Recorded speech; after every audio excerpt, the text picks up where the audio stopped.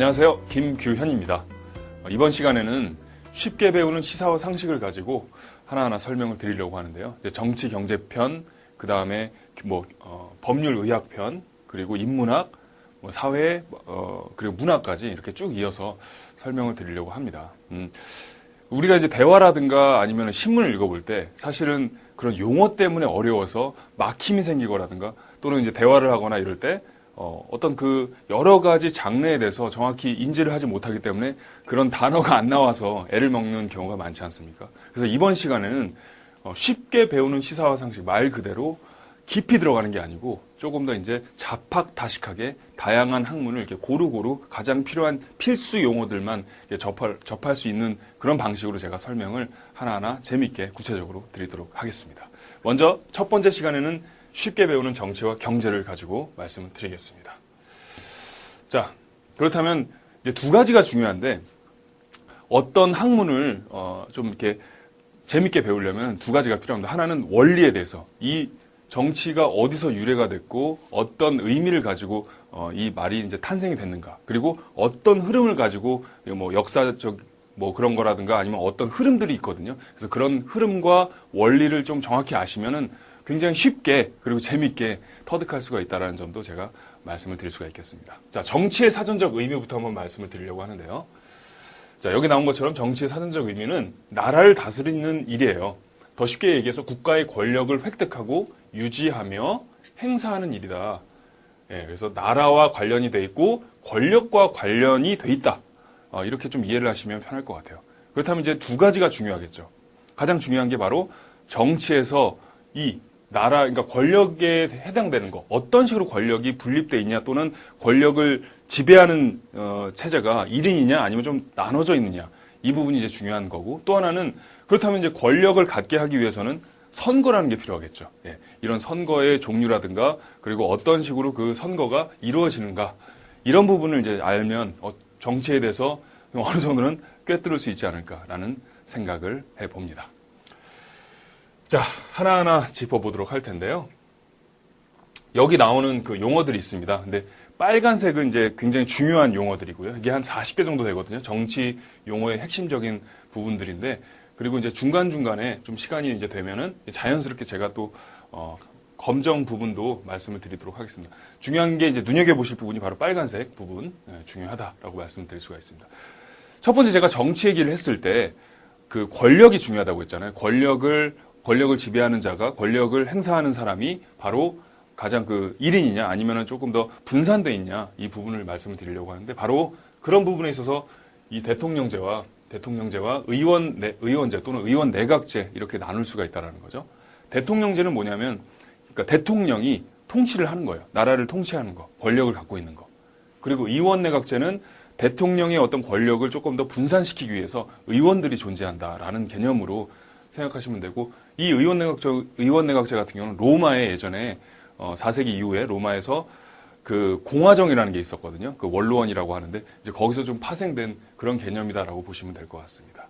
그래서 현재 영국 같은 경우는 의원 내각제를 실시하고 있고요. 나머지는 거의 다 대통령제를 실시하고 있다. 우리나라는 5년이죠.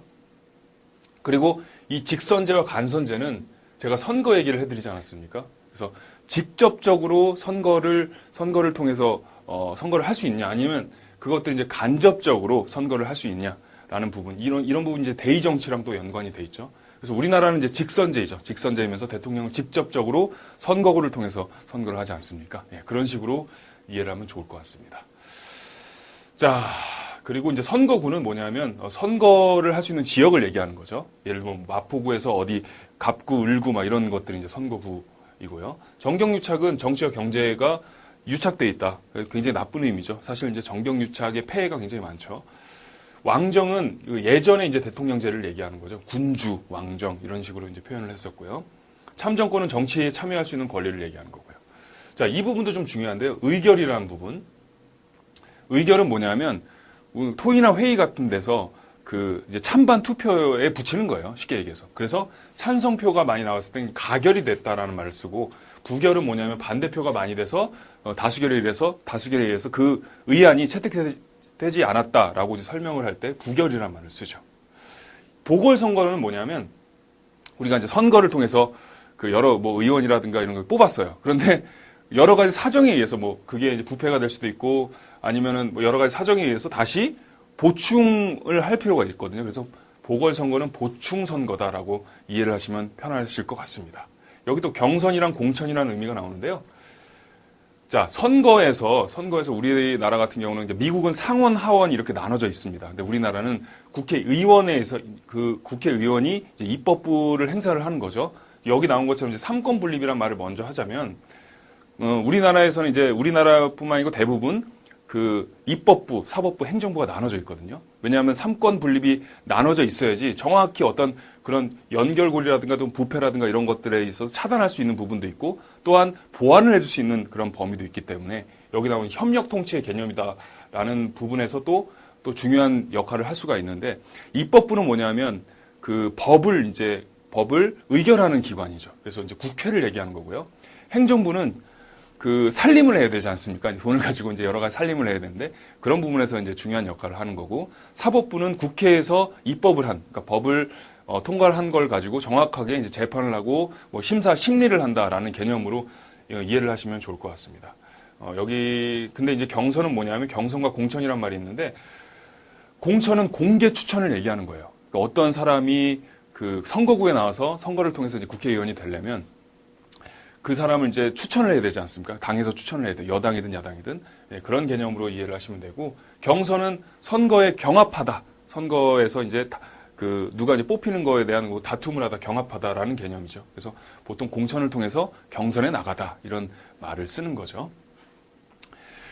자, 비례대표란 말이 있는데 이건 뭐냐면, 우리나라 같은 경우는 이제 그 국회의원을 선거구에서 뭐 마포구 갑구, 뭐 마포구 을구에서 뽑히지 않습니까? 그런데 그 당 의석수가 많은 경우에 거기에 그 뭐랄까요? 더 이제 그 국회의원 의석수를 이제 주는 거거든요. 그래서 바로 이제 공천이라든가 경선을 통하지 않고 국회의원이 되는 경우에 이제 비례대표에서 당선이 됐다라고 설명을 드릴 수가 있는 거죠.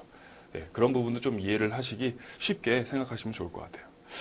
여기 이제 인선이란 말이 있고 비준이란 말이 나오는데 인선은 말 그대로 이제 사람을 뽑는 거예요. 사람을 뽑는 거고 보통 이제 대통령이 누구를 인선했다 뭐 그런 말을 쓰는 거죠. 비준은 의안을 상정을 통해서 통과를 시켰을 때 비준이란 말을 하는 거죠.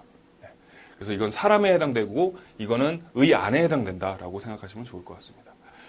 닉슨 독트린이란 말은 미국의 이제 닉슨 대통령이 그때 이제 그 2차 세계대전이 끝나고 이제 그 냉전 시대라고 하죠. 소련과 그 당시에는 구소련이라고 하는데 미국이 냉전 시대를 이제 종결시킨 다음에 그래서 이제 뭐랄까요. 각자의 나라가 자치적으로 그 군사력을 가져야 된다라는 개념으로 그렇게 이제 말을 한 게 닉슨 독트린이라는 거고. 그리고 선거 공영제는 선거를 좀 더 투명하게 하기 위해서 그러니까 나라와 공영이라는 게 그런 개념이죠. 함께 이렇게 다스린다, 관리를 해준다라는 개념이죠. 조세 법률주의는 조세가 법적으로 세워지는 그런 걸 얘기하는 거고 이 부분이 또 이제 이런 것들이 많죠. EU는 유럽연합을 얘기하는 거고요. 나토는 북대서양 조약기구를 얘기하는 거고요. 유엔은 뭐 유엔 사무총장 이런 얘기 하지 않습니까?